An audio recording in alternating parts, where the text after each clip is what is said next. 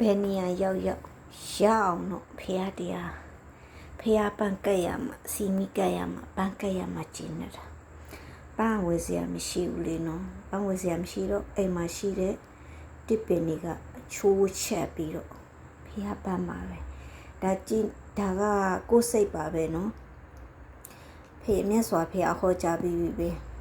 ဘာအရွက်ဘာပန်းမဲ့ဖြစ်ဖြစ်စိတ်ထား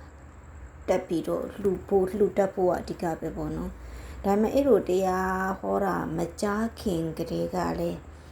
ကိုယ်စိတ်နဲ့ကိုယ်ပေါ့နော်ကိုဖျားပန်းပြင်ထွက်ဝဲလို့မရဘူးဘာညာဆိုရင်ကိုယ် idea နဲ့ကိုယ်အတွေ့ခေါ်နဲ့ကိုဖျားပန်းမကက်ရမနေနဲ့ဦးလေးနော်ကိုဖျားရှိခိုးကြောရတယ်ဆိုလေဒီတိုင်းဘယ်လိုမျိုးလဲကွာကြွားဝတာမဟုတ်ကွာဒီလိုမျိုး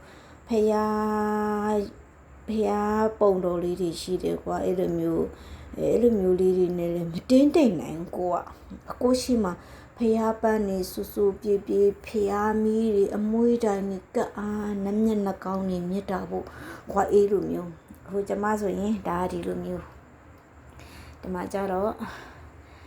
ဖျောင်းတိုင်းလေးတွေဖျားကတော့တဲ့စာရွက်ဒီအမွှေးတိုင်းနေဒါကြတော့ရေမန်းပေါ့နော်ဒီလိုမျိုးဒီမှာအေးရလေးရောက်တဲ့နေရာမှာကျွန်မအများအားအေးလို့လောက်တယ်ဒါဘယ်လိုမျိုးလဲကွာဖျားပုံတော်ကြီးလှုပ်ပြီးတော့ရှင်ကိုအများအားတော့ဖျားရှိကိုပတိစိတ်တယ်အားရင်အားတလို့တရားထိုင်တာပေါ့နော်အားတလို့ဖျားရှိမြတ်တာပို့တယ်အဲ့လိုမျိုးတနေရာကျတော့လေကွန်ထရိုတွေမှာရှိတဲ့အတွက်ဘဲမှဒီလိုဖျားပတ်မရှိတာလဲကြုံခဲ့ဘူးလေကွန်ထရိုမှာဆိုရင်တော့ဒီဖျားပုံတော်လေးနဲ့ပဲရအောင်အဲ့လိုမျိုးပေါ့နော်ကိုစိတ်နဲ့ကိုဖျားရှိခိုးတယ်အဲ့လိုမျိုးလုပ်တယ်အိမ်ကြီးတွေဆိုရင်တော့ကျွန်မကဖျားပန်းဆိုရင်အိမ်ကြီးမှာဖျားအပင်တွေပါရှိတယ်ဆိုရင်အဲ့လိုမျိုးချုပ်ခတ်ပြီးတော့လှူတယ်အဲ့လိုမျိုးပေါ့နော်ကိုစိတ်ပဲပေါ့နော်အဲ့လိုမျိုးချုပ်ခတ်ပြီးရင်လည်းအိမ်ရှင်တွေကိုဒီပန်းရဲ့အလှူပိုင်ရှင်တွေကိုလည်းမြတ်တာပို့တယ်ကိုစိတ်ကအဲ့လိုမျိုးဖျားပန်းဝေးစားအရင်နဲ့ထိုင်းစားရောက်ကြရသေးတာမစားရမတောက်ရမဝေ့ရလဲဘာမှမဖြစ်အဲ့ဒါကြီးလဲစိတ်မရောက်ဘူး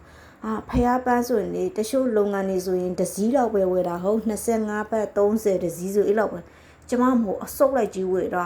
4-5က4-5မျိုးဝယ်ပြီးတော့လေနေ့စီပန်းဆိုလဲဝေးစားနေအောင်လှူရမှာသေးတာအဲ့လိုမျိုးလေးပန်းဆိုရင်လေလှနေအောင်စင်ပြီးရလေအပြင်ဖျားကြောနဲ့လေကြောပြီးဆိုရင်ထားပြီးတော့ကြည်နူးနေတာမော့ပြီးတော့ဖျားเจ้าဆောင်ယူကြည်ပြီးတော့ကိုလူထားတဲ့ဖျားပန်းတွေကိုလေဒီလားအဲ့လိုမျိုးကိုဝယ်စားရမှလည်းမတည်ဘူးကိုဒီဟာဝယ်ဖို့အတွက်ငါဘာလေးအလှပဝယ်မယ်ဆိုလဲစိတ်လဲကိုမှတခါမှမတွေးခဲ့ဘူးတဲ့အင်းနွားဆိုလဲတအားလှူတာဖျားပန်းနေသိလားကျမဖျားပန်းလှူရရင်ကျင်းနှက်ခဲ့တာအဲ့ဒီအကျိုးကြောင့်လားမသိဘူးကိုကလိုချင်တဲ့စိတ်ရယူချင်တဲ့စိတ်ဘာတစ်ခုမှလည်းမရှိခဲ့လို့လားမသိဘူးဘယ်ရောက်ဘယ်အိမ်ရောက်ဘယ်တတိအိမ်ပဲရောက်လေကျမနေရတာအယံစိတ်ရှမ်းတာတည်းသေးကောင်းနေတွေ့တယ်မောင်နှမအရင်ညီမအရင်တမီးအရင်လိုမျိုးချစ်ခင်ကြတာလေကြည့်ပဲကိုကလည်းဘယ်တော့ဘယ်လာလေဂုံတော့ကိုပါလည်းမမေ့ဘူးတနကုံလည်းမမေ့ဘူးဖះရှိခိုးမြတ်တာပို့တာလဲကိုကလေဘယ်လိုမျိုးလဲတအားထက်တန်တာကွာတအိမ်မှာဆိုရင်လေဘယ်လိုမျိုးလဲတအားနဲ့ည7နာရီကျော်ဆိုရင်နမျက်နှာကောင်းနေမကျွမလို့တဲ့ပုံကိုယ်တွေပေါ့နော်နန္နာဘဝတွေပေါ့နော်အဲ့လိုမျိုးတွေကပို့ပြီးတော့စုံနေတယ်ပေါ့နော်ငါအိရှာရဲ့မေတ္တာထားဖို့မယ်ဆိုအိမ်ကအကြီးပဲတိလားအဲ့လိုမျိုးပါလေရှေးဟောင်းအိမ်တစ်ပင်တရိတ်လေးနဲ့ဖုံးလန်းနေတာအညာတစ်ခေါင်ကြော်ပြီးလဲအမွှေးတိုင်းဒုတ်ကြီးကန်ပြီးတော့တိလား